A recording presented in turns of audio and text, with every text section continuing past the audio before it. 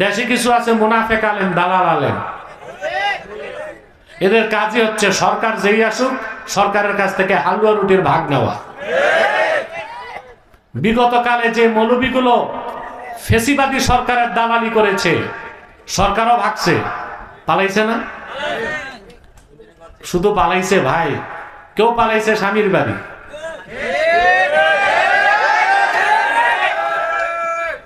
কেউ শ্বশুর বাড়ি, কেউ দাদার বাড়ি, কেউ পশ্চিমে বাবাদের কাছে। আর যে মৌলবীগুলো দালালি করছে, এই মৌলবীগুলো, এই বাতিল মৌলবীগুলোর তো জুতা পেটা করা দরকার।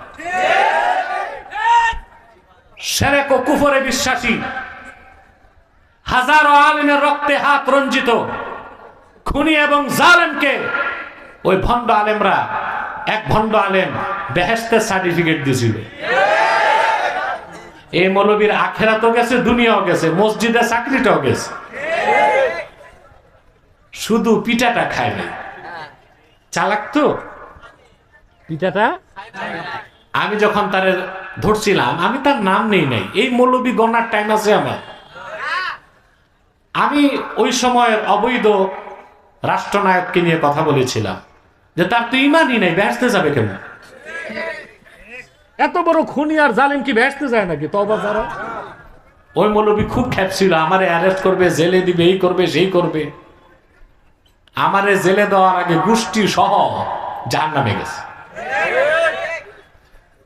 স্টেজে সাউন্ড লাগবে, স্টেজে সাউন্ড, পিছনে হরেন চালাইলে ভালো হবে।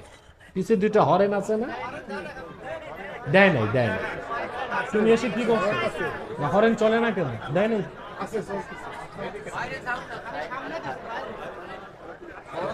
আর 10 মিনিট আমার টাইম তো বাধা, 3:30 আমাকে উঠে যেতে হবে। সেজন্য আমি আর 15 মিনিট কিছু কথা শোনাচ্ছি। তো ওই যে মৌলবী আমারে জেলে দিবে, একটা মৌলবী না, কত মৌলবী চেষ্টা করছে সরকার কিন্দন দিয়া জেলে ঢুকাবে আমাকে, কিন্তু কে জেলে যাবে আর কে যাবে না ফয়সালা কোথায় হয়? সুবহানাল্লাহ। আমাকে ওরা কোনোদিন ভাঙতে পারবে না, মনে করবেন মেরে ফেলতে পারবে, কিন্তু ভাঙ্গে দিতে ইনশাআল্লাহ আল্লাহর হাবিবের জুতা মোবারকের সদকায় কাফের মুশরিক বেঈমানরা আর বাতিলরা আমাকে কোনো ভেঙ্গে দিতে পারবে না, হত্যা করতে পারবে।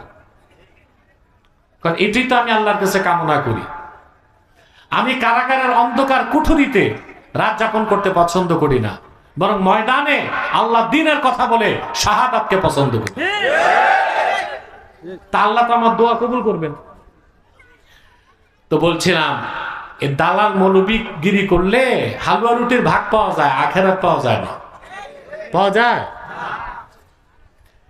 আল্লাহর হাবিবকে সাহাবায়ে কেরাম জিজ্ঞেস করেছেন, আইয়ুন নাসে শাররুন, মানুষের মধ্যে সবচেয়ে খারাপ কে?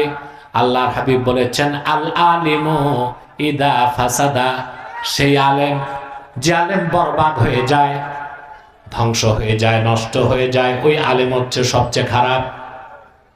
বুঝলেন? ভাত যখন পচে যায়, পান্তা ভাত হিসেবে খাওয়া যায়, আর বিরিয়ানি পচে গেলে, কথা বলেন, ভাত পচে গেলে আর বিরিয়ানি পচলে, তো মৌলবী যেটা দালাল হয়ে যায় ওটা পচে যায়, ওটা আর কোনো কাজে লাগে না দালালি করা ছাড়া। উম্মতে মুহাম্মাদীর প্রত্যেক মুমিনের জন্য এক একটা স্বর্ণের কুরসি থাকবে, সুবহানাল্লাহ বলবেন না? আর উম্মতে মুহাম্মাদীর প্রত্যেক নেককার আলেমের জন্য হাসরে এক একটা নূরের মিম্বর থাকবে, সুবহানাল্লাহ বলে।